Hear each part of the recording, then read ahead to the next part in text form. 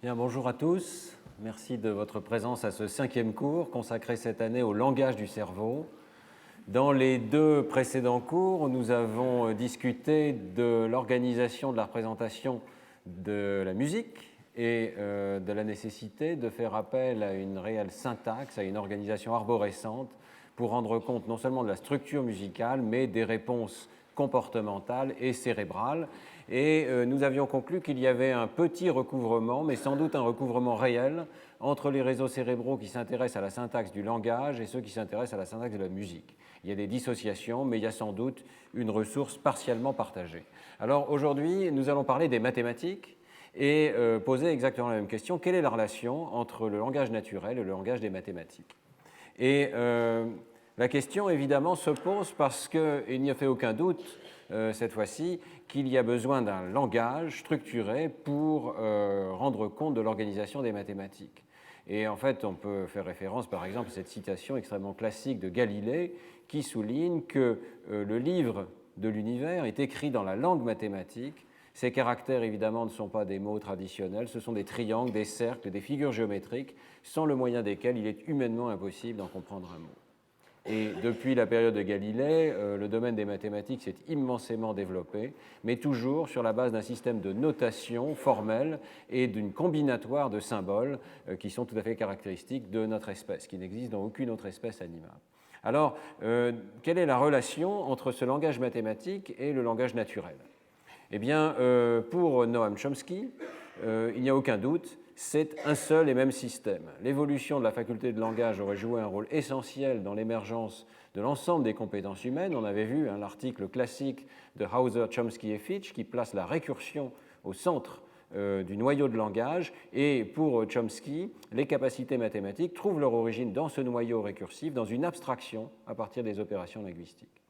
Chomsky souligne par exemple que pour modéliser les entiers naturels, avec les axiomes de Peano par exemple, on a besoin d'une opération de successeur aussi simple que celle-là, qui permet de passer d'un entier au suivant et qui s'applique de façon récursive à chacun des entiers. Bon, récursive ou itérative, Chomsky ne fait pas une énorme distinction dans ce contexte particulier, mais c'est vrai que quand on regarde l'organisation du langage des mathématiques, on a besoin d'enchâssement des symboles les uns dans les autres. Alors cela dit, cette idée donc chomskienne, aussi de Mark Hauser et autres, qu'il y a un système, le langage du cerveau, entre en conflit avec l'intuition de très nombreux mathématiciens et physiciens qui se sont exprimés sur une base beaucoup plus introspective en tant que professionnels du métier, si l'on peut dire. Et pour Einstein, par exemple, qui répond à une lettre de demande de Hadamard, un mathématicien français, il dit, selon moi, les mots et le langage écrit ou parlé ne jouent aucun rôle dans les mécanismes de ma pensée. Ils semblent jouer pas le moindre rôle. Les entités psychiques qui servent d'éléments à la pensée sont certains signes ou certaines images plus ou moins claires qui peuvent à volonté être reproduits ou combinés. Très proche donc de l'idée de Galilée. Et vous trouverez de nombreux scientifiques qui vous disent cela. Je ne fais pas des opérations linguistiques, c'est autre chose. Alors, qu'est-ce qui se passe ici? Eh bien, j'ai apporté une contribution personnelle à ce débat dans le livre qui s'appelle La bosse des maths en français, The Number Sense en anglais, en proposant qu'effectivement, au fondement des mathématiques, il y a des objets qui ne sont pas des objets linguistiques. Il y a des intuitions qui sont beaucoup plus anciennes que l'émergence du langage, qui sont des intuitions du nombre, mais aussi de l'espace, du temps, et qui servent de fondement à la construction symbolique particulière à l'espèce humaine des objets mathématiques. Alors évidemment, cette construction requiert une forme de combinatoire symbolique qui nous est tout à fait unique, et la question de savoir quel est ce langage est posée, mais au moins au fondement, je pense qu'il y a des objets qui ne sont pas des objets linguistiques, et ce sera l'objet des 2 cours qui viennent. Néanmoins, on trouve encore dans la littérature d'autres positions qui sont en quelque sorte intermédiaires. Je partage totalement avec Elisabeth Spelke cette idée donc d'un noyau de compétences qui est présent très précocement chez le jeune enfant, qui est un noyau non linguistique. Mais pour Elisabeth Spelke, professeure à Harvard, c'est le langage qui permet malgré tout d'assembler ces systèmes entre eux. C'est le langage qui permet de mettre en relation de façon symbolique les systèmes des nombres et de l'espace, par exemple, et de créer la ligne numérique mentale, de créer un sens exact du nombre et de progresser dans cette pyramide des mathématiques. Donc vous voyez que les choses sont très ouvertes et nous allons essayer d'apporter des données issues en particulier de l'imagerie cérébrale. Alors dans le cours d'aujourd'hui, je vais me concentrer sur une série de travaux qui sont menés au laboratoire dans le cadre de la thèse de Marie Amalric et qui se sont penchés sur le cerveau des grands mathématiciens. La semaine prochaine, on pourra parler des fondements des mathématiques, et du sens du nombre que nous partageons tous, du sens de la géométrie, mais aujourd'hui, on va regarder ce qui se passe chez les professionnels, comme pouvait l'être Albert Einstein, comme pouvaient l'être d'autres physiciens et mathématiciens. Qu'est-ce qui se passe dans leur cerveau? Alors, nous avons mené une série d'études, dont les premières ont été publiées l'an dernier dans PNAS, dans lesquelles on a voulu comparer le cerveau de mathématiciens professionnels, une quinzaine, avec des autres membres de la communauté académique, spécialistes des humanités et des sciences sociales, mais qui n'avaient pas eu de formation mathématique au-delà du baccalauréat. Donc, qu'est-ce qui fait la différence entre ces deux types de cerveau, si l'on peut dire? Et est-ce qu'on peut voir la trace dans le cerveau d'objets mathématiques élaborés que ces mathématiciens maîtrisent, mais que les autres ne maîtrisent pas? Alors, comment faire pour faire une imagerie de ces réseaux? Eh bien, nous avions proposé de se concentrer sur ce qu'on pourrait appeler un jugement d'intuition mathématique. On écoute une phrase et on essaye de décider en quelques secondes si cette phrase est juste ou fausse, ce qui oblige à réfléchir évidemment à son contenu. Et vous allez voir tout de suite comment ça se présente. Donc, on présente un signal d'alerte, puis une phrase d'une longueur de 4 à 5 secondes. On laisse au sujet une période de réflexion de 4 secondes, et puis un deuxième bip qui lui dit maintenant il faut répondre. Est-ce que la phrase était vraie, fausse ou absurde, c'est-à-dire qu'elle ne fait pas de sens? Alors, je vais vous faire écouter certaines des phrases donc, que ces sujets ont entendues alors qu'ils étaient dans le scanner d'IRM à 3 Tesla à Neurospin. Toute matrice carrée à coefficient complexe est semblable à une matrice triangulaire supérieure. Vrai ou faux? Bon, s'il y a quand même quelques topins dans la salle, c'est vrai. Hein. Ce n'est pas des choses extrêmement élaborées, là, pour le coup. Et c'est une phrase rigoureusement vraie. Vrai ou faux, maintenant? Il existe une fonction continue de la sphère unité vers elle-même et sans point fixe. Alors, faux, j'entends faux. Je crois qu'il y a des mathématiciens dans la salle. Bon, une dernière. La projection stéréographique admet pour caractéristique de l'air un signe de 2. Alors ça, pour les mathématiciens, c'est du grand n'importe quoi. C'est vraiment, c'est quelque chose qui n'a pas de sens. D'ailleurs, la phrase comparable qu'on a utilisée dans le domaine non mathématique serait par exemple celle-ci. Le rapport de la pomme de terre a été guillotiné à la fin du concile de Trente. Voilà. Donc vous voyez qu'on s'amuse un peu ici, mais pour les mathématiciens, la phrase que je viens de vous faire entendre avant est de même nature. C'est du charabia. Voilà. Donc la question, c'est de distinguer ce qui est du charabia, ce qui est vrai, ce qui est faux. Les phrases vraies, je peux vous en faire écouter quelques-unes, vraies ou fausses ici. En France, au Moyen-Âge, on buvait de l'alcool issu de la pomme de terre. Vrai ou faux? Faux. Faux. On n'avait pas encore des cultures de pommes de terre. Bien. Donc vous voyez que toutes ces situations vous demandent de mobiliser vos connaissances, soit dans le domaine mathématique, soit dans le domaine non mathématique, et d'essayer de rassembler vos connaissances pour des choses qui ne sont pas réellement connues. Hein. Vous n'avez pas ces faits-là en mémoire, ni les mathématiciens non plus, mais vous devez en quelque sorte utiliser votre intuition de la manière dont ces concepts se combinent par le biais du langage pour vous donner une réponse. Alors, question, est-ce que ce sont les mêmes réseaux qui sont utilisés dans les deux cas? Alors, nous avons également comparé ces réseaux des mathématiques de haut niveau et de la réflexion de haut niveau avec les réseaux qui s'activent tout simplement lorsqu'on fait un calcul mental, par exemple 7-3, comparé à l'écoute de phrases qui ne parlent pas de mathématiques. Et puis, nous avons aussi ce qu'on appelle un localizer pour les aires visuelles du cerveau. On flash très rapidement au sujet toutes ces images, des corps, des outils, des visages, des maisons, et aussi des mots, des chiffres, en l'occurrence des nombres avec une certaine signification pour les sujets, comme la constante de l'air ici, et puis des morceaux d'équations mathématiques ou un damier qui sert de contrôle. Vous voyez qu'on cherche à cartographier en quelque sorte les aires du cerveau et à voir lesquelles sont impliquées dans certains objets mathématiques. Alors, sur le plan simplement du comportement, Maria Malric a fait tout un travail. Vous imaginez que concevoir ces problèmes qui soient ni trop difficiles ni trop faciles, ça n'est pas quelque chose d'évident. Et le résultat est tout à fait réussi, puisque vous voyez ici les performances des sujets dans l'IRM, ce sont les pourcentages de réussite. Alors, comme il y a 3 réponses, le niveau de hasard est au niveau de 33%. Hein, et on peut voir une première chose, c'est que les problèmes sont difficiles. Les sujets font aux alentours de 65% correct. Donc ils ne savent pas parfaitement répondre, hein, ça les fait vraiment réfléchir. Les mathématiciens qui sont en noir ici répondent au même niveau aux problèmes mathématiques et aux problèmes non mathématiques, donc les phrases sont vraiment bien appariées. Et les sujets contrôle, évidemment, échouent presque complètement sur les phrases mathématiques. Ils arrivent un tout petit peu à dire lesquelles n'ont pas de sens, donc on n'a pas parfaitement réussi à camoufler les phrases qui n'avaient pas de sens, mais enfin, c'est quand même très réussi. Et puis, les mathématiciens et les contrôles répondent pratiquement au même niveau sur les problèmes non mathématiques. Donc, en termes de connaissances générales, connaissances sémantiques générales, les deux groupes sont tout à fait comparables. Alors maintenant, je vais vous montrer les activations pendant cette période de réflexion. Et le résultat est extrêmement clair. Il y a tout un réseau d'aires cérébrales que vous voyez ici qui s'active systématiquement lors de la réflexion mathématique et qui ne s'active pas du tout, voire se déactive pendant les phases de contrôle. Donc vous avez ici l'activation en fonction du temps, par exemple dans cette région du cortex intrapariétal gauche, et vous voyez que juste après la fin de la phrase, ce réseau entre en activité de façon massive pour les 4 sortes de domaines mathématiques que nous avions étudiés, l'analyse, l'algèbre, la topologie et la géométrie, et se déactive ou reste extrêmement silencieux pour la condition de connaissance sémantique générale. Et vous voyez que c'est le cas dans tout ce réseau, le lobe pariétal bilatéral au niveau du sillon intrapariétal, plutôt dans sa partie latérale.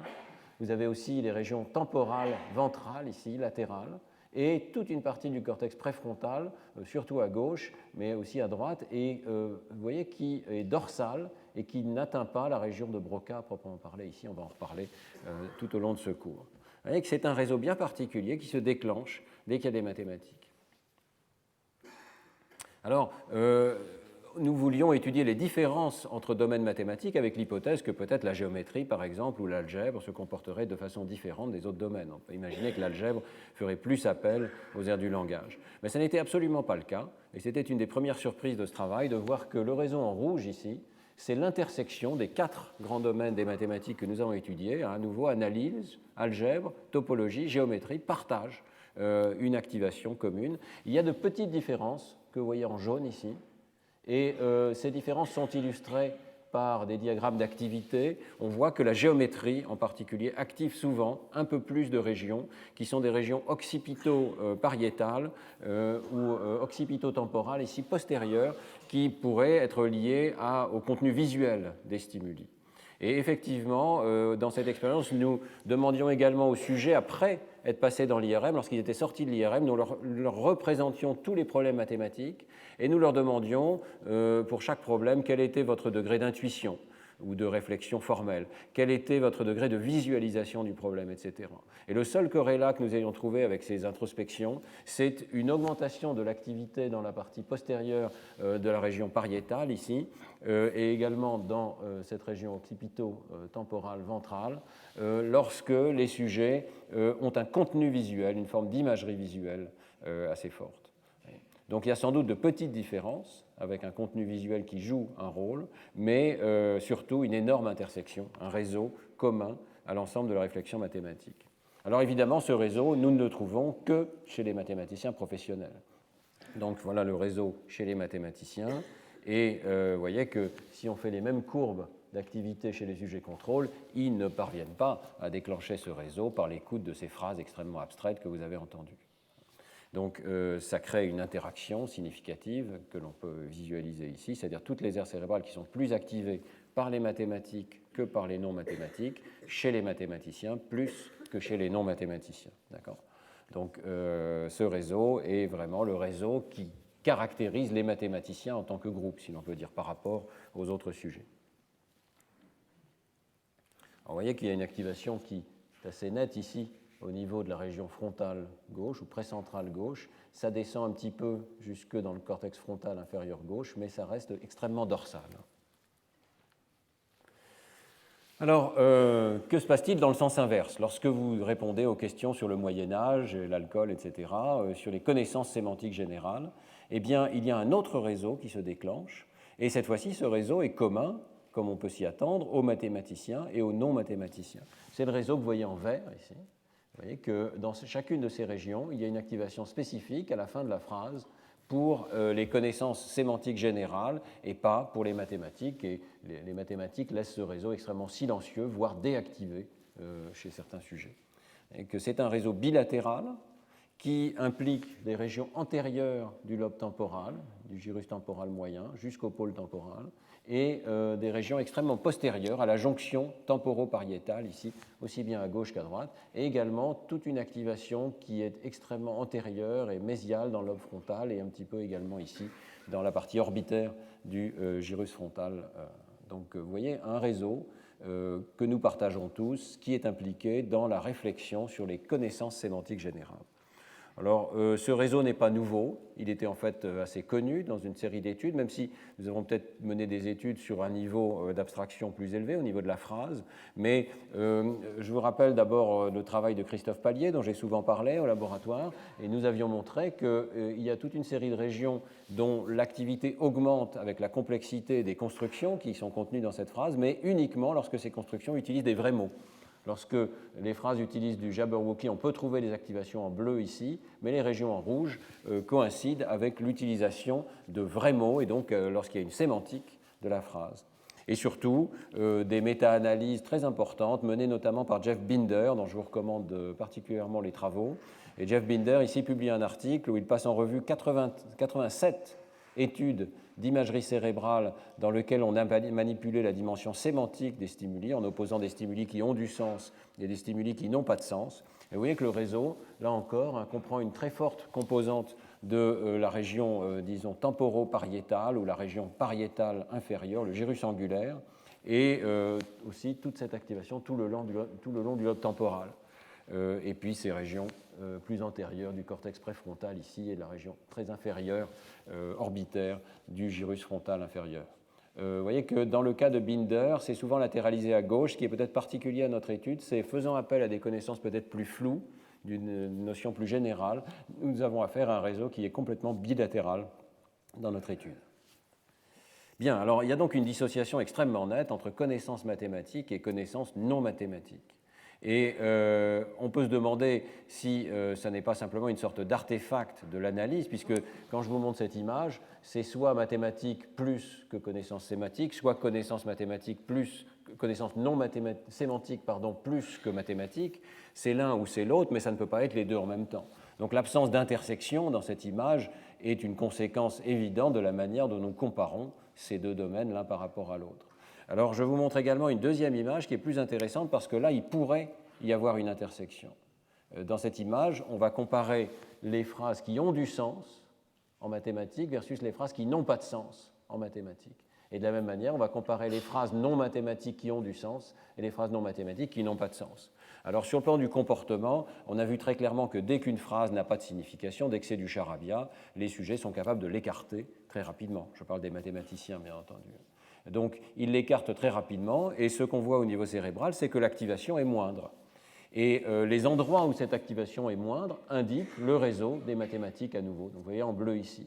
Donc, on voit très bien que ce réseau s'active pour toutes les mathématiques, mais lorsque les phrases n'ont pas de signification, en bleu clair ici, il s'active un petit peu moins, il s'écroule plus rapidement. Et même chose dans le cortex inférotemporal ici. Je vous montre le cortex pariétal gauche et le cortex inférotemporal gauche comme exemple, mais c'était vrai dans l'ensemble de ce réseau qui est en bleu ici. Et de la même manière, on peut faire la même soustraction pour les connaissances sémantiques générales, donc les phrases qui ont du sens versus les phrases qui n'ont pas de sens. Vous voyez que là encore, on trouve un autre réseau qui est en vert, le même réseau qu'auparavant, et qui s'active moins pour les phrases qui n'ont pas de sens. On peut s'arrêter de travailler plus tôt et dire « Ah, je sais, je peux rejeter cette phrase, je n'ai pas besoin de réfléchir, elle n'est ni vraie ni fausse, elle est absurde, c'est du charabia. » Donc vous voyez qu'avec cette comparaison-là, il pourrait y avoir une intersection dans le cerveau entre les deux types de connaissances. Et il n'y en a pas, il n'y en a pratiquement pas. Il y a une toute petite intersection ici, peut-être artefactuelle au niveau de la région frontale dorsale. Il y a vraiment deux réseaux complètement dissociés. Alors que se passe-t-il dans les aires du langage, puisque c'était notre question au départ? Est-ce que les aires du langage contribuent à l'une ou l'autre de ces réflexions? Eh bien, on peut regarder l'ensemble du réseau qui a été identifié par Christophe Pallier, donc les régions d'intérêt qui sont issues du travail précédent dans l'hémisphère gauche ici. Et si on regarde l'ensemble de ces régions, je vous montre juste deux exemples, eh bien, le résultat est extrêmement clair. Ces régions s'activent de façon uniquement transitoire pendant la présentation de la phrase. Évidemment, dans toutes ces conditions, on écoute une phrase, on traite cette phrase, et il peut y avoir des activations qui sont donc strictement identiques, cette fois-ci, entre les 5 conditions. Les rares cas où il y a une différence, elle est systématiquement dans le sens que vous voyez ici, c'est-à-dire plus d'activation pour les problèmes non mathématiques. Ce sont eux qui font tourner le système du langage un petit peu plus longtemps, notamment dans le pôle temporal dont on avait vu l'activation liée aux connaissances sémantiques générales. Ça n'est jamais dans le sens inverse. C'est-à-dire que ce n'est jamais les mathématiques qui font tourner le réseau du langage de façon supérieure. Donc on a une réponse très claire ici. Le réseau du langage ne contribue qu'à la partie compréhension de la phrase, mais il ne contribue pas du tout à la réflexion mathématique. Et de fait, si je vous montre ces images maintenant dans lesquelles j'ai superposé le réseau que je vous montrais auparavant, c'est-à-dire mathématique plus que non mathématique pendant la période de réflexion, il est en jaune ici, et je le compare au réseau en rouge des aires du langage, c'est chez le même sujet, eh bien vous voyez que les deux s'excluent pratiquement l'un l'autre. Le réseau de la réflexion mathématique contourne pratiquement toutes les activations qui sont liées au langage, qui sont ici dans la partie supérieure du lobe temporal et dans la partie inférieure de la région frontale gauche. Donc il y a vraiment une sorte d'exclusion complète de l'un par rapport à l'autre. On ne s'attendait pas à trouver une réponse aussi tranchée, aussi claire, mais elle est extrêmement claire ici. Alors qu'est-ce que c'est que ce réseau des mathématiques? Eh bien en fait, nous n'étions pas tellement surpris de voir ce réseau particulier, avec notamment les régions pariétales bilatérales et les régions temporales inférieures bilatérales, parce que c'est un réseau que nous connaissions déjà. Nous le voyons activé non seulement chez les mathématiciens lorsqu'ils réfléchissent à des problèmes de très haut niveau, mais également chez tout le monde lorsque nous voyons simplement des nombres par rapport à d'autres images, et chez tout le monde également lorsque nous faisons des calculs et que nous opposons ces calculs à des réflexions sur des phrases. Donc, vous voyez ici ces réseaux pour ces trois types d'activités, mathématiques de haut niveau, visualisation des nombres et calcul extrêmement simple, 7-3, et l'intersection de ces réseaux qui montre bien qu'il y a un réseau commun. Autrement dit, il semble bien que nous nous appuyons, lorsque nous faisons des mathématiques, sur des réseaux beaucoup plus simples, beaucoup plus anciens, partagés par tout le monde, pour le traitement des nombres.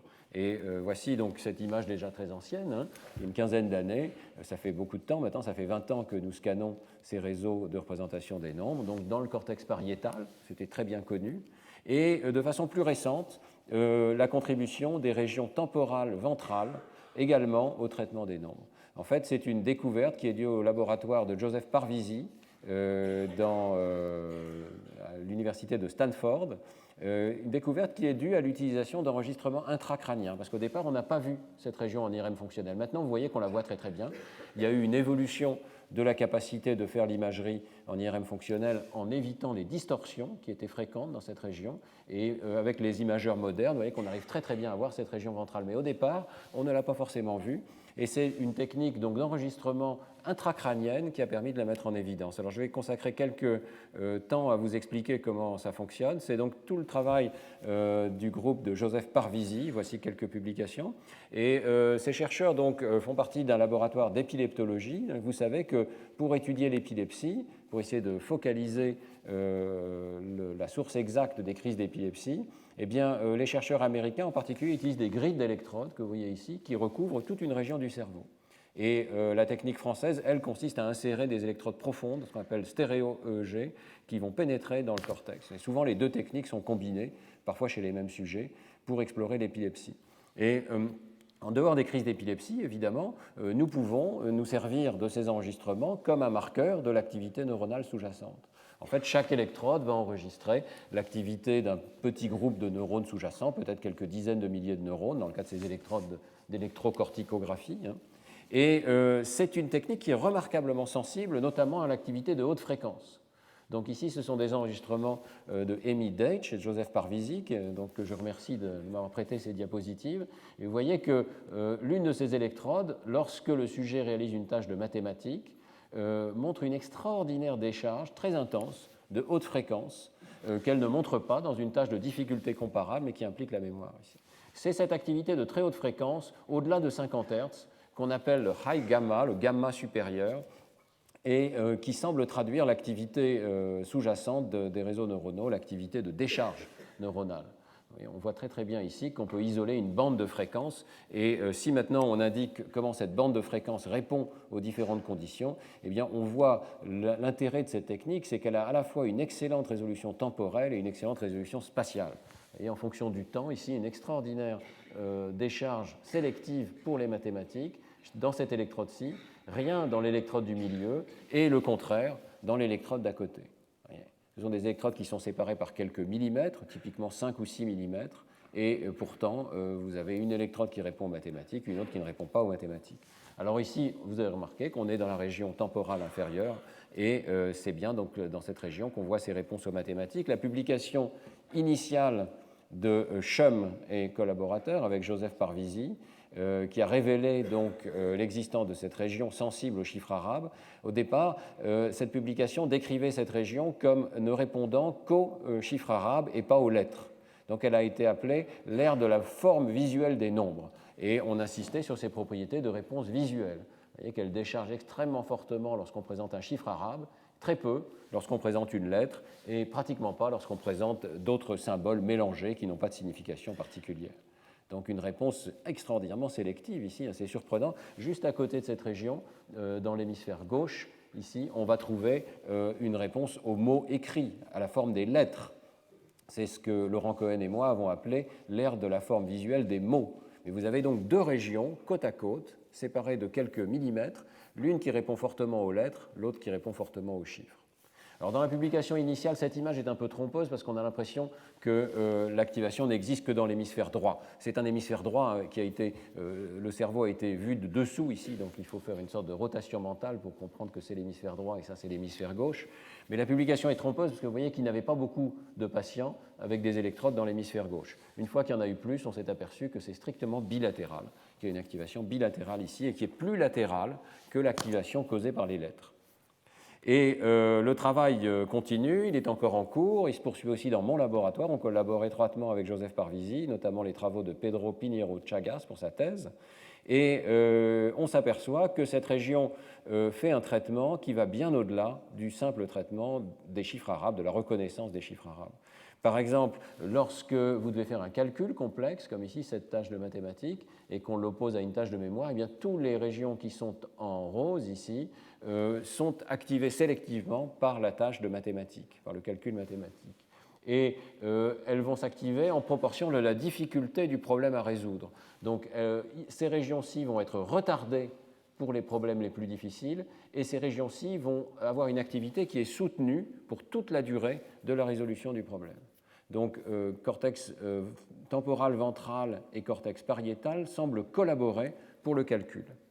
Et les travaux de Amy Deitch, qui sont publiés à nouveau dans PNAS, montrent que différentes électrodes peuvent avoir des réponses très distinctes. Ici, la tâche est élégante puisqu'il s'agit de résoudre un petit problème d'arithmétique et chaque élément du problème est présenté successivement. 7 plus 5 égale 12.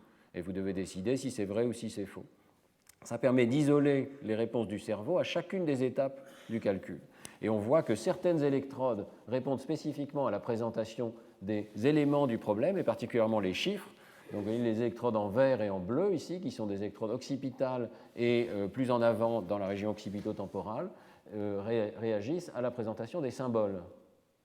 Et puis vous avez d'autres réponses qui sont ici en orange et en rouge, qui viennent des régions pariétales et temporales ventrales, qui, elles, sont beaucoup plus soutenues, différées dans le temps, et qui semblent refléter l'étape de calcul elle-même. C'est au moment où vous devez faire le calcul, après la présentation du deuxième chiffre, qu'on les voit décharger, et également une deuxième fois, lorsque vous devez prendre votre décision, décider si c'est juste ou si c'est faux.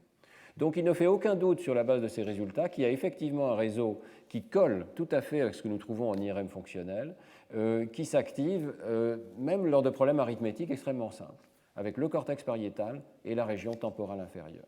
L'addition de cette région temporale inférieure est très importante pour nous, c'est vraiment une découverte de ces dernières années, mais maintenant nous la voyons systématiquement. On peut la voir d'ailleurs d'une autre manière, et c'est une publication assez élégante de Joseph Parvizi. Chez ces patients qui ont donc des électrodes implantées, on peut enregistrer l'activité en temps réel de ces électrodes. On l'a traduit par une courbe ici qui indique à quel point les décharges sont importantes dans les régions qui nous intéressent. Et chez plusieurs patients, au cours d'un dialogue naturel avec la famille ou avec les médecins, le personnel soignant, eh bien on s'aperçoit que les électrodes qui sont sensibles au nombre et au calcul vont décharger uniquement lorsque les éléments du dialogue font référence au nombre ou aux quantités ou aux durées temporelles, à tous ces phénomènes apparentés. Donc par exemple, vous voyez ici, le patient était en train de dire j'avais eu 8 ou 9 crises d'épilepsie, et 8 ou 9 semblent faire décharger cette électrode. Je vais vous montrer une seconde le film en question, vous pouvez le visualiser séparément, mais voilà quelques exemples.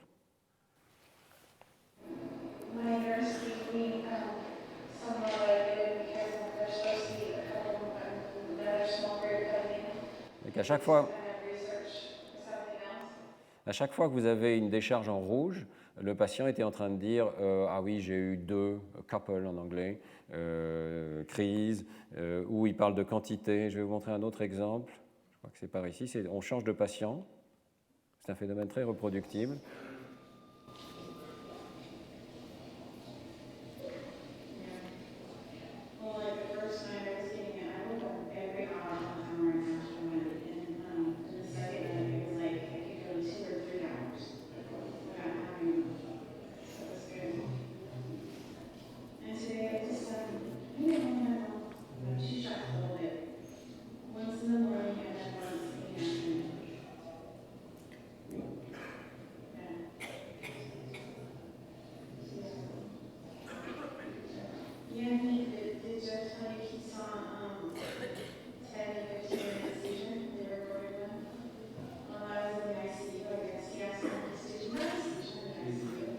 Il y a d'autres moments où la personne parle et raconte énormément de choses, il y a des interactions sociales, il y a plusieurs personnes dans la pièce, mais cette électrode semble ne décharger, malgré cette condition d'extrême variabilité, hein, uniquement lorsque la personne parle des nombres, dit 10 ou 15 fois, ça m'est arrivé, etc.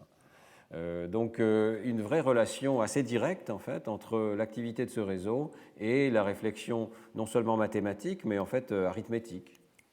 Alors, on peut revenir à cette étude donc, que nous menons au laboratoire sur les mathématiciens professionnels. Et à la fois, c'est intéressant de voir qu'il y a un recouvrement entre mathématiques et traitement élémentaire des nombres. En même temps, on peut se demander si c'est une source d'artefacts. Est-ce que le recouvrement pourrait être dû au fait qu'il y a des nombres dans nos énoncés?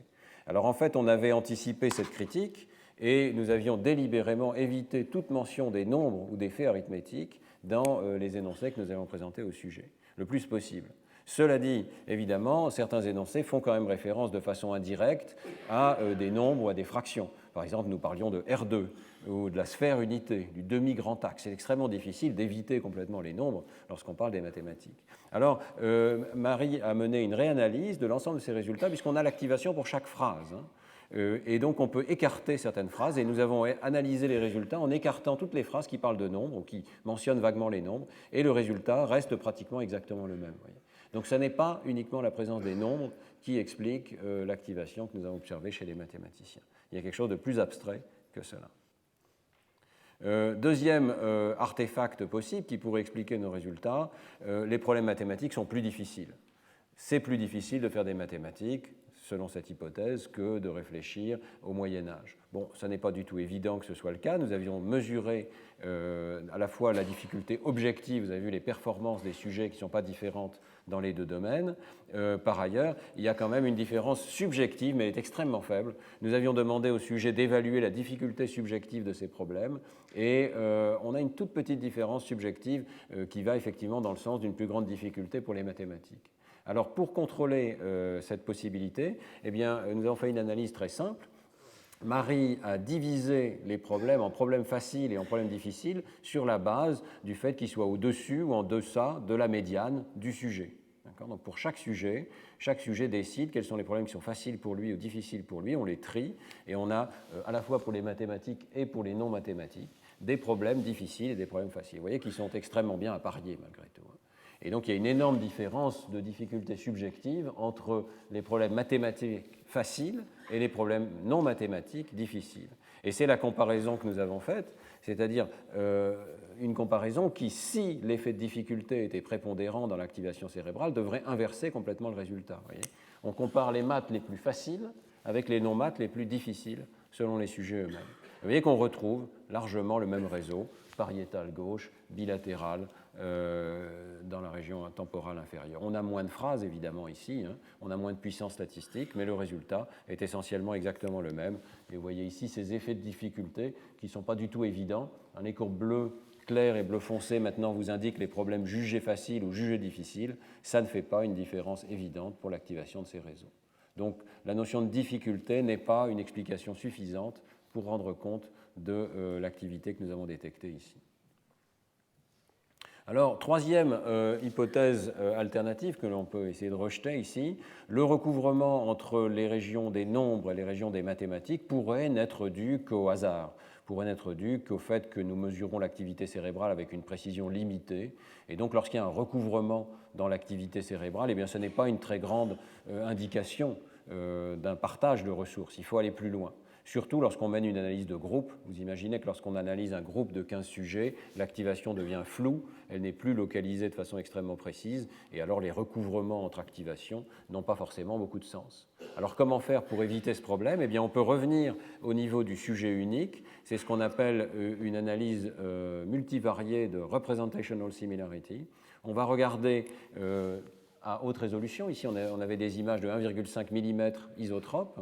On va regarder le profil exact d'activation pour les mathématiques et, par exemple, pour une autre condition, pour les nombres.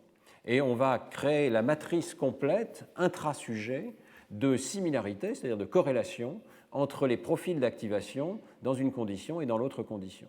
Imaginez une carte de Corse extrêmement complexe, parce que au niveau individuel, ce sont des activations qui sont assez complexes, qui occupent des territoires bien particuliers, propres à chaque sujet, à l'intérieur des grosses régions que je viens de vous montrer. Eh bien, on va regarder si cette carte de Corse est exactement la même lorsque je présente des mathématiques de haut niveau et lorsque je présente de l'arithmétique élémentaire, 7-3. Donc je calcule une matrice de corrélation entre toutes mes conditions, analyse, algèbre, topologie, géométrie, non mathématiques. Et puis, je vais peut-être le faire verticalement ici, et puis on va regarder ce qui se passe lorsqu'on présente du calcul ou des phrases sans calcul, et puis toutes les conditions de présentation visuelle ici, des damiers, des visages, des corps, des outils, des maisons, des formules, des nombres ou des mots. Et vous voyez tout de suite le résultat ici. Je suis dans une région, je crois que c'est la région pariétale gauche, qui s'active pour les mathématiques, et vous voyez qu'on retrouve une ressemblance, par exemple, avec l'activation évoquée par les formules et par les nombres, plus que par les autres images, et aussi une ressemblance avec l'activation évoquée par le calcul. Et donc on peut quantifier cette ressemblance en revenant au niveau des 15 sujets, et on s'aperçoit que ici vous avez 4 régions, pariétale gauche et droite, temporale inférieure gauche et droite. À chaque fois, il y a une plus grande similarité d'abord des problèmes mathématiques entre eux, cette partie-là de la matrice, donc l'analyse ressemble à l'algèbre, l'analyse ressemble à la topologie, etc. Ensuite, l'activité mathématique ressemble plus au calcul qu'au traitement des phrases, et l'activité mathématique ressemble plus à ce qui se passe lorsque je visualise un nombre ou une formule mathématique que lorsque je visualise un visage, par exemple. D'accord ? Donc, ici, on est au niveau du sujet individuel, on peut dire vraiment que la microtopographie d'activation se ressemble et suggère que c'est bien le même système qui est activé par les maths de haut niveau et par le simple traitement d'un nombre. Alors on peut aller plus loin aussi et regarder ce qui se passe au niveau du cortex temporal ventral. Ce sont vraiment de très très belles images. En quelques minutes, maintenant, on est capable, en bombardant le sujet avec toutes ces images, de subdiviser la région temporale et occipitotemporale ventrale en sous-régions spécialisées.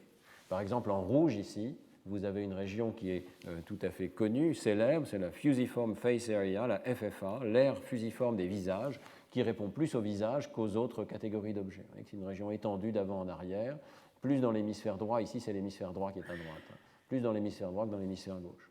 Et vous trouvez toute une série de régions, et notamment donc, ces régions latérales sont en bleu ici, qui répondent plus au nombre qu'aux autres catégories d'objets. Et vous avez également des régions, même si c'est d'ailleurs les sujets contrôle, qui répondent un petit peu aux formules mathématiques. Mais alors le résultat qui est extrêmement clair, c'est que quand on est un mathématicien, eh bien, on augmente l'activité et aussi la surface des régions qui sont consacrées aux nombres et aux formules mathématiques. Et dans cette région, on fait une comparaison au niveau du cerveau tout entier, mais c'est la seule région qui sort. C'est une région ici à gauche qui se met à répondre plus chez les mathématiciens que chez les contrôles, uniquement pour les formules et pour les nombres. Donc lorsqu'on devient mathématicien, c'est logique, on acquiert une expertise pour des objets visuels nouveaux, des nombres, des formules, des intégrales, des symboles particuliers. Eh bien, ces représentations s'inscrivent dans la région occipitotemporale ventrale, mais pas au même endroit que l'expertise pour la lecture, dont j'ai beaucoup parlé, mais dans une région qui est un petit peu plus latérale de l'hémisphère gauche, et c'est là qu'on va voir une expansion de ce territoire. Et cette expansion est en soi une manifestation de ce phénomène de recyclage neuronal. On s'appuie sur des régions qui existent déjà chez tout un chacun, chez chacun d'entre nous. On a appris à reconnaître les nombres. Les mathématiciens vont s'appuyer sur ces régions encore plus et augmenter la fonctionnalité de ces régions pour d'autres symboles mathématiques. Alors, je ne peux pas m'empêcher de vous présenter une dernière comparaison qui est intéressante, qui regarde pour toutes les autres catégories, dans un sens comme dans l'autre, quelles sont les différences entre mathématiciens et non mathématiciens. On a cherché donc à travers tout le cerveau et on a trouvé une différence importante qui est la représentation des visages. Et ça ouvre des pistes assez intéressantes de recherche. Vous voyez qu'ici, on est dans cette région qui répond au visage chez chacun d'entre nous, dans l'hémisphère droit. Eh bien, cette région répond sélectivement moins chez les mathématiciens que chez les sujets contrôle. Alors, c'est curieux. Je vous laisse en tirer les conclusions que vous voulez. Nous n'avons pas, je dois insister tout de suite, de corrélation avec le comportement. Donc, nous ne savons pas s'il y a quoi que ce soit sur le plan comportemental, et j'en suis pas persuadé. Mais sur le plan des territoires corticaux, l'activation ne se regroupe pas de la même manière. En fait, c'est intéressant parce qu'on avait déjà trouvé, quand on avait travaillé sur la lecture, on avait déjà trouvé que la différence entre des personnes alphabétisées et des personnes qui n'ont pas appris à lire se situait déjà au niveau des visages. Les personnes qui n'ont pas appris à lire ont une représentation plus bilatérale des visages dans les deux hémisphères, et plus on apprend à lire, quand on devient un bon lecteur, plus on chasse les visages en direction de l'hémisphère droit. Alors c'est intéressant ici de voir que les mathématiciens qui, eux, remplissent leur cerveau de formules mathématiques, de nombres, etc., travail qui est bilatéral cette fois-ci, temporal gauche et droit, eh bien, ont l'air de chasser les visages encore un petit peu plus jusqu'à ce qu'il y ait une diminution en fait, des activations dans l'hémisphère droit. Donc c'est une interprétation qui vaut ce qu'elle vaut. Hein. Je dois insister sur le fait que nous n'avons aucune notion de causalité ici. Hein. C'est très important. Nous avons recruté 15 mathématiciens, 15 non-mathématiciens. Personne ne sait comment ils étaient dans leur petite enfance. Est-ce qu'ils étaient déjà intéressés par les mathématiques? Quelle est la cause et la conséquence de ces apprentissages? Nous ne le savons pas. Et ce sont des questions extrêmement difficiles à résoudre. Mais nous ne pouvons nous contenter d'observer cette différence d'organisation du cortex visuel ventral. Alors, pour compléter cette démonstration sur l'étude de Maria Malrich, je vous ai présenté pour l'instant uniquement ce qui se passait dans la période de réflexion mathématique pour les phrases mathématiques. Très brièvement, qu'est-ce qui se passe pendant la phrase elle-même? À peu près la même chose que ce qu'on a vu auparavant. Donc, dès l'écoute de la phrase, dès que vous entendez quelques mots mathématiques, vous commencez à activer ces régions bilatérales, pariétales, surtout à gauche au départ, et puis bilatérale, temporale inférieure. Il y a quand même une chose qui est très intéressante, c'est dès que vous entendez des mathématiques et que vous êtes mathématicien, vous activez le noyau codé, la tête du noyau codé, qui est une région impliquée dans le contrôle exécutif et la motivation. Et vous voyez que c'est une interaction presque parfaite. Ici, vous avez les mathématiciens qui activent plus cette région pour les mathématiques, à gauche et à droite, plus que pour les phrases non mathématiques. Et vous avez exactement l'inverse pour les sujets contrôle. Donc ça, c'est quand même assez étonnant. C'est-à-dire qu'il y a un système qui est sans doute impliqué dans le contrôle exécutif et la motivation qui se déclenche pour dire ce sont des phrases sur lesquelles je maîtrise la situation, ce sont celles qui m'intéressent le plus, c'est mon domaine, voilà, je déclenche une attention particulière à ce domaine. Donc il y a vraiment une sorte d'appétence pour les mathématiques, si on peut dire, chez les mathématiciens, qui se déclenche de façon très nette, ici très ponctuelle, au moment où on écoute une phrase et on entend quelque chose de notre domaine favori. Dernier point, et c'est un point peut-être de détail, mais pour vous montrer qu'on a vraiment été fouillé dans ces données à la recherche d'intersections entre connaissances sémantiques générales et mathématiques. Depuis le départ, je vous dis que les deux sont complètement séparés. Lorsqu'on a été vraiment fouillé dans ces données, on a trouvé une toute petite intersection. Et elle est peut-être intéressante quand même, donc je vous la livre ici. Elle est dans les matériaux supplémentaires de l'article, donc il faut chercher un petit peu pour la retrouver dans l'article. Mais c'est quand même un point intéressant. Lorsqu'on écoute une phrase qui fait sens versus une phrase qui ne fait pas sens, eh bien, il y a des différences dans le cerveau. Ces différences se situent au niveau du gyrus angulaire. Probablement, elles indiquent le fait qu'on arrive à combiner les concepts entre eux.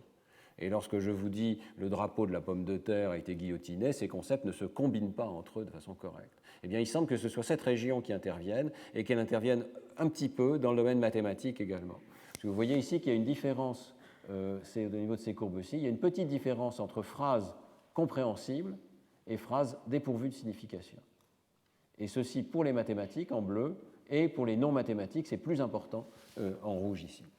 Donc une petite intersection, ce n'est pas d'ailleurs exactement au même endroit non plus, et c'est un peu difficile comme analyse, on est vraiment en train de pousser l'analyse au maximum, mais je me demande s'il n'y a pas là du sens, puisque c'est une région qu'on retrouve dans plusieurs études, vous en avez parlé l'an dernier, dès qu'on doit combiner même deux mots pour décider s'ils vont ensemble. Par exemple, vous voyez, plaid, on m'a dit qu'on prononçait plaid jacket, une veste à carreaux.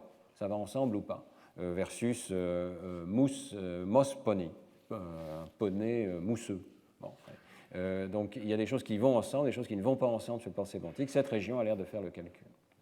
Donc il y a peut-être au moment de l'écoute de la phrase certaines opérations combinatoires qui ont à voir avec la combinatoire des concepts qui sont partagées entre mathématiques et non mathématiques. Mais dès qu'on passe à la période de réflexion, ça disparaît. Et vous voyez que les courbes ici sont extrêmement claires. Il y a plutôt globalement une déactivation de cette région pour toutes les mathématiques par rapport aux non mathématiques. Donc le traitement mathématique fait appel de façon extrêmement transitoire à cette région pour la combinatoire des concepts. Alors, Maria Malric poursuit sa thèse, on espère qu'elle va la voir prochainement. Elle est ici dans la salle, donc je vois qu'elle apprécie la plaisanterie. Elle travaille bien et elle a réalisé toute une série d'expériences qui confirment et qui étendent ses premiers résultats, et qui ne sont pas encore publiés, mais qui vont l'être prochainement. Alors, expérience 2. Nous avons cherché à répliquer ces résultats avec des faits mathématiques beaucoup plus élémentaires, qui ne nécessiteraient pas une longue période de réflexion. Et en particulier, on peut se demander ce qui se passe avec les faits connus par cœur. Est-ce que, lorsque je récite quelque chose par cœur, est-ce que finalement je fais appel aux aires du langage? On s'est aussi posé la question de cette différence entre faits visuels ou pas, et on a essayé donc d'optimiser cette différence entre caractère visuel ou pas des mathématiques en posant des questions sur le cercle trigonométrique. Alors je vous donne tout de suite les exemples. D'abord, pour ce qui est du par cœur, on s'est reposé sur des identités remarquables, donc A2 moins B2 égale A moins B facteur de A plus B, on connaît tous ça par cœur. C'est pour un mathématicien, c'est je dirais la tarte à la crème absolue, et, ou pour d'ailleurs un esprit bien fait, je dirais. Et est-ce que ça fait appel aux aires du langage? Application de ces faits à des choses très élémentaires. Donc ici, on applique une identité remarquable avec des nombres et des constantes particulières. x-1 facteur de x plus 1 égale x2 moins 1. Trigonométrie et interprétation géométrique de nombres complexes. Notre idée, c'était que pour résoudre ce type de problème, on fait naturellement appel à la représentation dans le cercle trigonométrique. Donc, par exemple, la deuxième phrase se lit « La partie réelle et la partie imaginaire de e puissance i sur 4 sont égales ». Alors, ceux qui font des mathématiques voient que, ah oui, on peut visualiser puissance i sur 4, là, il est à un certain angle, à 45 degrés, ah oui, ok, la partie réelle et la partie imaginaire sont égales. Ouais. Pour ceux qui ne font pas de mathématiques, c'est sans doute du charabia, mais pour les mathématiciens, c'est extrêmement clair. Voilà, donc on s'est demandé s'il y avait encore, finalement, toute cette activation commune à ces problèmes. On avait également des problèmes de géométrie qui faisaient appel à des vraies phrases du type « la section d'une sphère par un plan est toujours un point », et puis bien sûr des contrôles, comme le rock'n'roll est un style musical caractérisé par un tempo lent, et des contrôles d'encore plus bas niveau, une série de bits positifs. Et je vais passer un peu rapidement, parce qu'on est encore en train de finir l'analyse de ces résultats, mais vous donner le résultat principal. Il y a toujours une intersection majeure dans les mêmes réseaux pour tous ces faits mathématiques. Le fait que ce soit appris par cœur ne semble pas faire de différence particulière. Il n'y a pas d'activation du langage pour des formules connues par cœur comme A2 moins B2.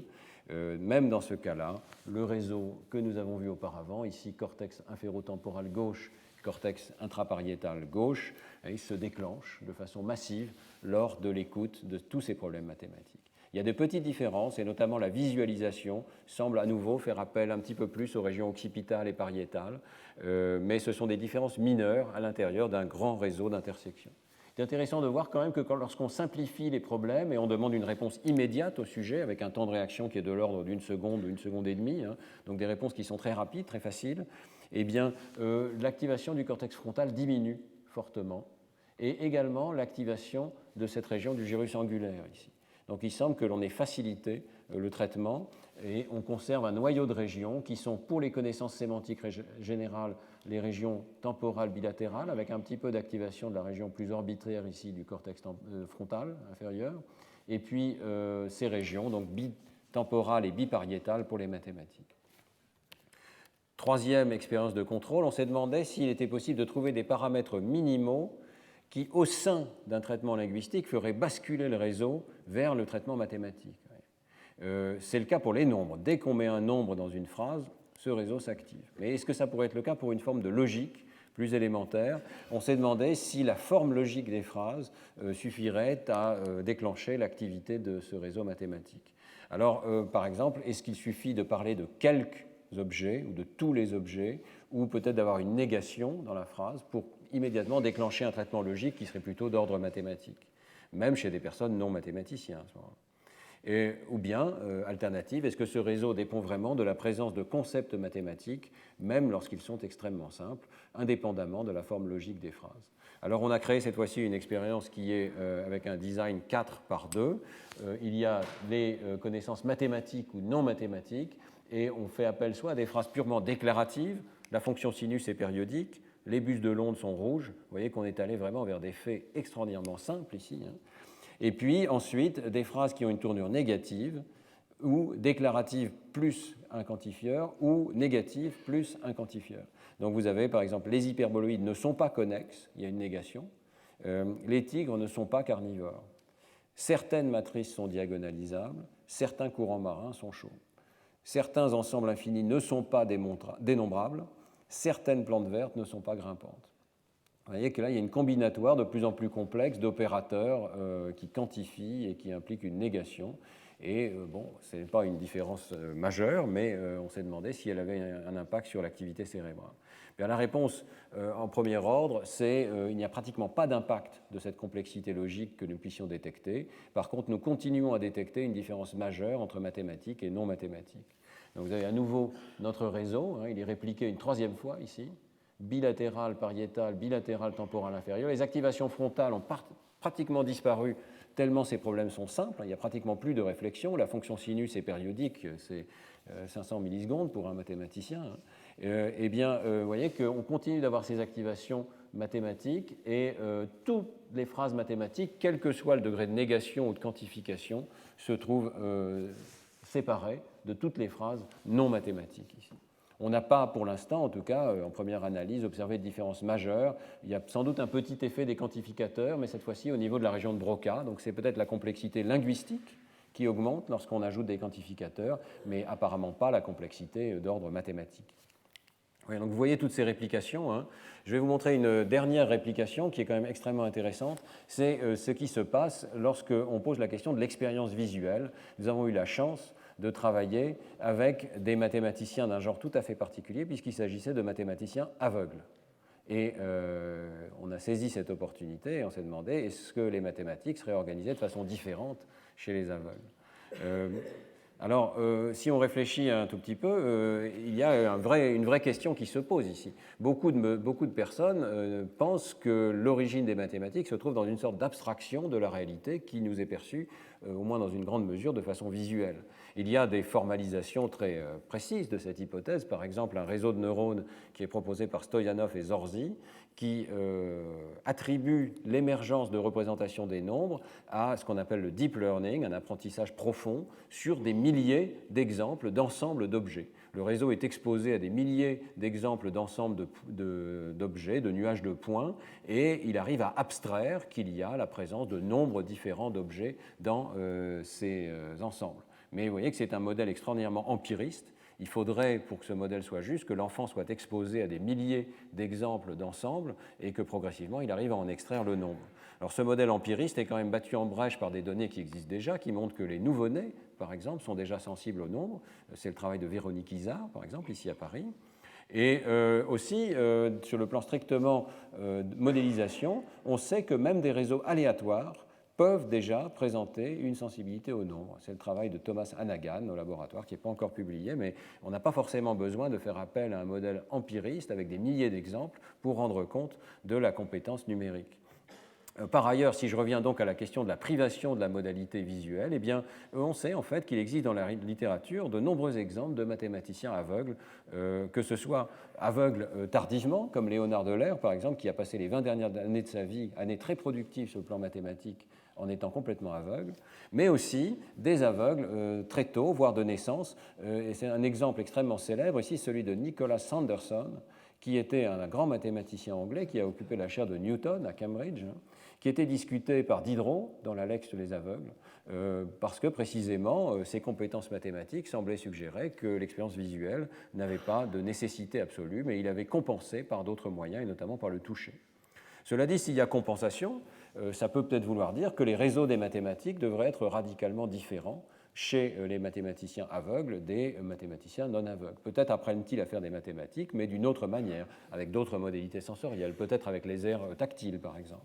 Alors c'est dans ce contexte-là que nous avons voulu donc répliquer nos expériences chez 3 mathématiciens aveugles. On a trouvé 3 mathématiciens français de niveau élevé et qui ont bien voulu se prêter à nos expériences d'IRM à Neurospin. Alors voilà les résultats. Ici, vous avez les mathématiciens de l'expérience précédente. C'est sur un cerveau légèrement déplissé ici, mais vous retrouvez les activations que je vous ai déjà expliquées. Et en dessous, les 3 mathématiciens aveugles analysés en groupe. Et en fait, le résultat est extrêmement clair.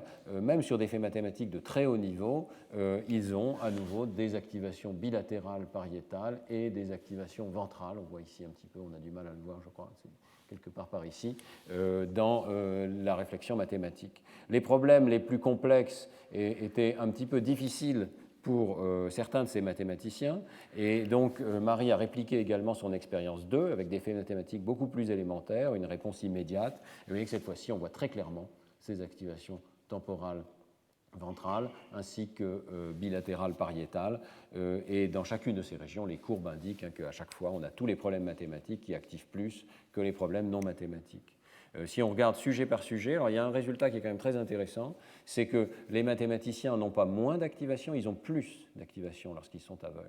Et où se trouve cette activation? Eh bien, elle se trouve dans le cortex occipital. Le cortex occipital des aveugles n'est pas laissé en jachère, il n'est pas inactivé, il est en fait très fortement activé par la réflexion mathématique. Aussi bien dans l'expérience 1 que dans l'expérience 2, avec des différences de localisation que nous n'expliquons pas complètement, hein, mais dans les 2 cas, des activations occipito-temporales très nettes, parfois jusqu'au pôle occipital. Pour les mathématiciens aveugles par rapport aux sujets qui sont voyants, et spécifiquement pour les mathématiques par rapport aux non-mathématiques. Donc vraiment quelque chose de spécifique aux mathématiques. Ici, il s'agit des 3 sujets. Je passe un petit peu vite parce que le temps file, mais le sujet ici qui a le plus d'activation visuelle est un très grand mathématicien. Il nous avait été signalé au départ par Cédric Villani, et d'ailleurs Cédric m'avait dit, tu sais, il est aveugle, mais il n'y a pas forcément énormément de mérite parce qu'il a beaucoup plus de cortex à consacrer aux mathématiques. C'était une plaisanterie évidemment, mais Cédric avait vu juste parce que ce mathématicien aveugle active énormément son cortex occipital lorsqu'il fait des mathématiques, bilatérales. Les autres ont des activations un petit peu plus modestes, mais c'est intéressant au niveau de la scissure calcarine, ou très proche ici, donc probablement dans l'aire visuelle primaire. Donc, ce qui serait l'équivalent de l'aire visuelle primaire s'il n'était pas aveugle. Donc, vous voyez que ces activations reflètent de façon très claire qu'il y a une variabilité interindividus, et nous n'avons pas pu, contrairement à d'autres travaux dans le domaine, montrer que cette variabilité était due à l'âge auquel les personnes sont devenues aveugles. C'est une variable ici qui est très différente suivant les sujets. Il y en a un qui est anophtalmique ici, donc qui a toujours été aveugle, et puis les 2 autres sont devenus aveugles au cours de leur enfance. Et donc, vous voyez que ça n'est pas spécialement cette variable-là qui a l'air d'expliquer les activations ici. Donc évidemment, c'est très difficile de trouver un grand nombre de sujets de ce type. Je ne pense pas qu'on en aura plus que 3, mais on peut déjà tirer des conclusions très claires. La cécité n'entrave pas le développement normal des aires cérébrales impliquées dans les mathématiques. Le réseau des mathématiques peut se développer en l'absence de toute expérience visuelle, et ça va bien avec l'idée qu'on a hérité de notre évolution, un sens des nombres qui n'est pas dépendant des entrées sensorielles. Et à nouveau, ces aires chez les aveugles comme chez les sujets voyants n'impliquent pas les aires du langage. Donc, au contraire, les mathématiciens aveugles cooptent ou recyclent encore plus que les mathématiciens voyants des aires visuelles supplémentaires pour la réflexion mathématique. Donc, la conclusion est encore plus forte. On est encore moins dépendant des aires du langage, semble-t-il, lorsqu'on est aveugle. Alors, ceci converge avec un certain nombre de résultats de la littérature que je vais vous présenter très rapidement. D'abord, il y a des travaux d'imagerie cérébrale qui sont ceux de Monti et Parson et Osserson en particulier, qui ont montré, non pas sur des mathématiques de haut niveau, mais sur des problèmes d'algèbre extrêmement bien contrôlés, qui avaient effectivement une dissociation entre traitement linguistique et traitement mathématique. L'expérience est assez bien faite. Vous entendez deux petits bouts de phrases et vous devez dire s'ils disent la même chose ou pas, s'ils sont synonymes ou pas. Et dans le cas de l'algèbre, ça vous oblige à faire des manipulations algébriques dans le domaine de l'arithmétique élémentaire. Donc par exemple, excusez-moi, les étiquettes sont à l'envers ici, je suis désolé. Y est plus grand que Z divisé par X. X fois Y est plus grand que Z. Manipulez ces quantités dans votre tête et vous voyez qu'on a dit deux fois la même chose. D'accord ? Maintenant, dans le domaine du langage, de la syntaxe du langage, on peut faire des problèmes assez similaires. Y a donné X à Z, c'était X que Y a donné à Z. Avec des manipulations syntaxiques élémentaires, on peut chambouler l'ordre de présentation des éléments. Les sujets entendaient littéralement X, Y et Z. Donc il y a des variables qui sont communes à ces deux types de problèmes. Vous voyez que dans un cas, c'est une manipulation de la syntaxe du langage qui permet de conclure. Dans l'autre cas, c'est une manipulation de la syntaxe de l'algèbre. Eh bien, les résultats sont extraordinairement différents. Et à nouveau, on a des activations très dorsales, ici en vert, avec quand même une intersection en bleu clair, qui a peut-être à voir avec la difficulté ou la manipulation des variables, mais des activations dans les aires du langage uniquement pour les manipulations de la syntaxe du langage parlé, pas pour les manipulations algébriques. Donc une très belle dissociation semblable à celle qu'on a pu observer, mais avec une finesse dans le dessin expérimental. Et puis, un résultat qui est peut-être le plus important, vous avez des patients qui peuvent être très gravement aphasiques, agrammatiques, et continuer de faire de l'algèbre. Et donc on peut continuer, de la même manière qu'on pouvait être amusique, je vous en ai parlé la semaine dernière, on peut être amusique et ne pas être aphasique, ou on peut être gravement aphasique et ne pas être amusique, on peut être gravement aphasique et continuer de manipuler les structures mathématiques. Et ce sont des observations qui sont dues aux travaux de Varley en Angleterre, qui a montré par exemple que certains patients aphasiques pouvaient tout à fait rester capables de faire a moins b au cube est égal à a cube moins 3a2b plus 3ab2, etc. Donc vous voyez, des manipulations algébriques peuvent rester intactes. Donc il y a bien deux langages différents. Alors je vais terminer en vous montrant une expérience récente qui est extrêmement alléchante parce qu'elle montre l'activation de ce réseau mathématique chez chacun d'entre nous comme un sous-ensemble des réseaux sémantiques du système cortical. C'est un travail qui est dû à Alexander Huss dans le laboratoire de Jack Gallant. Jack Gallant fait un travail absolument extraordinaire de cartographie du cerveau, cartographie individuelle, c'est-à-dire que chaque sujet est analysé un par un avec des dizaines d'heures d'imagerie pour chaque sujet, de manière à voir ce qui fait répondre les différentes régions du cortex. Je vais vous faire passer un petit film qui avait été réalisé par Nature pour expliquer ce qui a été fait ici, puis ensuite on va y revenir. This is a map of someone's brain, showing roughly which areas respond when they hear different words. For example, there's a small area in the middle frontal tract that reliably responds to hearing the word top. But it's not just one word, one location. A single word can activate a whole range of different brain regions. So we find the word top in a bit of brain that seems to respond to words associated with clothing and appearances. But also here with numbers and measurements. And here with buildings and places. We usually think of language as being restricted to certain sections, like the temporal lobe. So researchers were surprised to find activity all across the brain and in both hemispheres. The map was made by scientists at the University of California, Berkeley. They put volunteers in an MRI scan and had them listen to stories for 2 hours. Back in the front again, deep, deep, and she pulled out a packet match that had been monitored at least once. By monitoring blood flow to different parts of the brain, they worked out which places were responding to the meaning of the words, the semantics.